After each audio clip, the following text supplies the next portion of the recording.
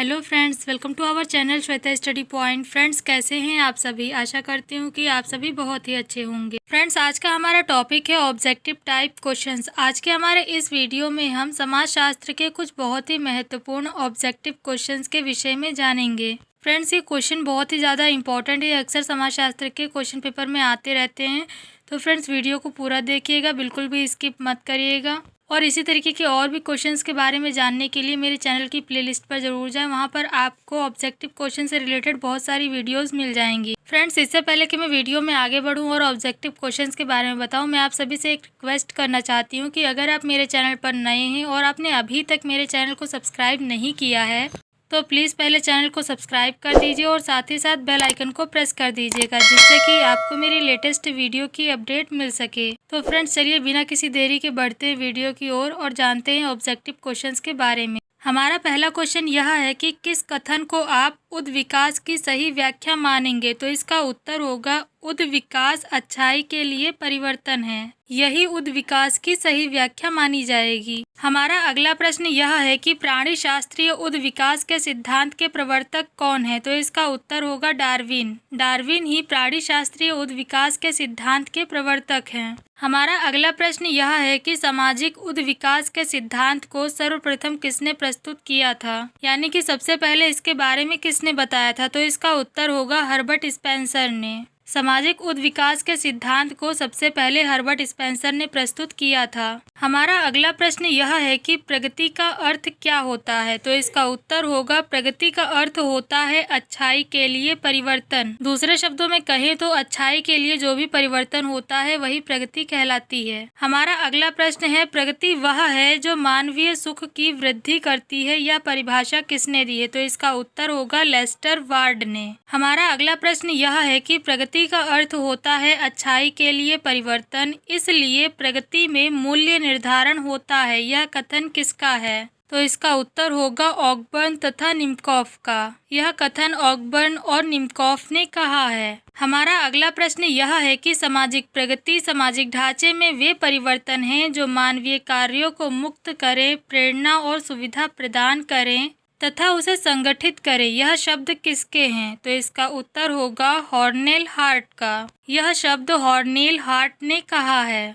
हमारा अगला प्रश्न यह है कि उत्तर आधुनिक संस्कृति बहुव्यापी संचार माध्यमों से युक्त वैज्ञानिक पसंदगी पर आधारित एक कैसी घटना है? तो इसका उत्तर होगा नवीन।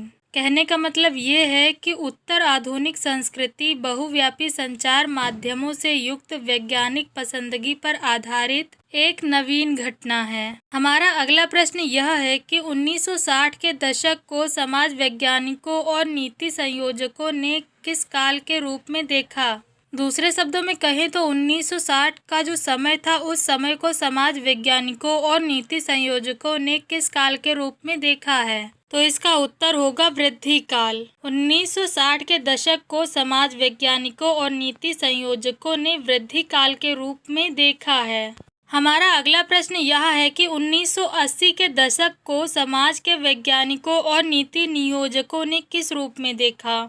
दूसरे शब्दों में कहें तो ये जो समय था 1980 का, उसको समाज के वैज्ञानिकों और नीति नियोजकों ने किस रूप में देखा था? तो इसका उत्तर होगा सामाजिक रूपांतरण। 1980 के दशक को समाज के वैज्ञानिकों और नीति नियोजकों ने सामाजिक रूपांतरण के रूप में देखा था। हमारा अगला प्रश्न यह है कि सामाजिक संस्थाओं का परिवर्तन नहीं है, तो इसका उत्तर होगा युवा सदस्यों की शक्ति में कमी। दूसरे शब्दों में कहें तो युवा सदस्यों की शक्ति में कमी को सामाजिक संस्थाओं का परिवर्तन नहीं कह सकते। हमारा अगला प्रश्न यह है कि संरचना का अर्थ सामाजिक इकाइयों में स्थिर एवं प्रतिमानित संबंधों से है।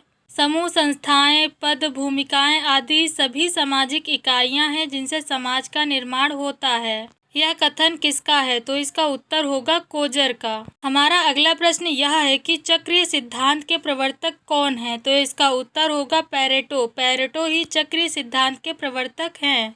हमारा अगला प्रश्न यह है कि सोशल एंड कल्चरल डायनामिक्स नामक पुस्तक किसके द्वारा लिखी गई है? तो इसका उत्तर होगा सोरोकिन द्वारा।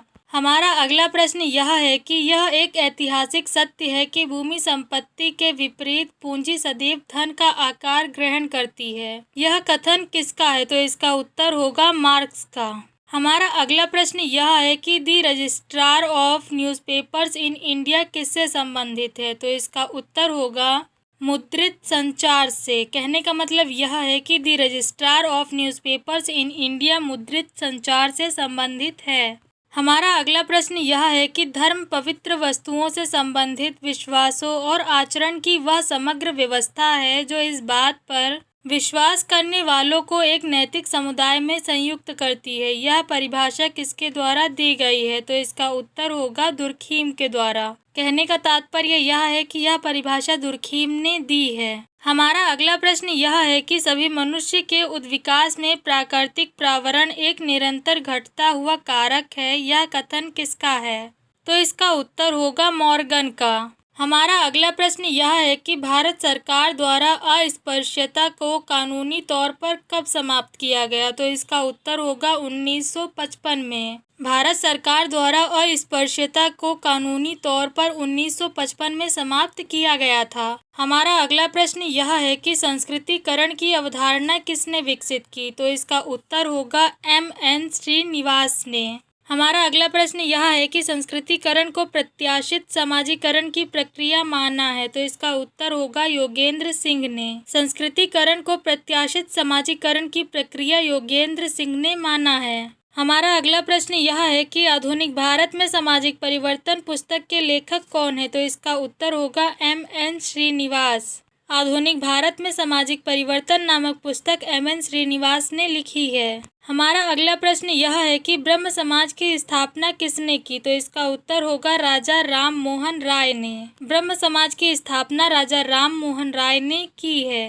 हमारा अगला प्रश्न यह है कि दी टेक्नोलॉजिकल सोसाइटी पुस्तक के लेखक कौन है? तो इसका उत्तर होगा जैक्यूज इल। हमारा अगला प्रश्न यह है कि ओवरसीज डेवलपमेंट काउंसिल नामक संस्था किस देश से संबंधित है? तो इसका उत्तर होगा अमेरिका से। हमारा अगला प्रश्न यह है कि NREP किस योजना का लघु नाम है? तो इसका उत्तर होगा राष्ट्रीय ग्रामीण रोजगार कार्यक्रम। यह इसी योजना का लघु नाम है। हमारा अगला प्रश्न यह है कि भारत में कौन सी अर्थव्यवस्था अपनाई गई है? तो इसका उत्तर होगा मिश्रित। हमारा अगला प्रश्न यह है कि किसने राज्य को आत्मविहीन मशीन की संज्ञा दी है? तो इसका उत्तर होगा गांधी जी। गांधी जी ने ही राज्य को आत्मविहीन मशीन की संज्ञा दी है। हमारा अगला प्रश्न यह है कि ब्रिटिश सरकार द्वारा मिंटा मार्ले सुधार कब लागू किया गया? तो इसका उत्तर होगा 1850 में। ब्रिटिश सरकार द्वारा मिंटा मार्ले सुधार 1850 में लागू किया गया था। फ्रेंड्स, ये थी जानकारी समाजशास्त्र के कुछ ऑब्जेक्टिव क्वेश्चंस के विषय में। आपको मेरे द्वारा दी हुई जानकारी कैसी लगी मुझे कमेंट करके ज़रूर बताएं।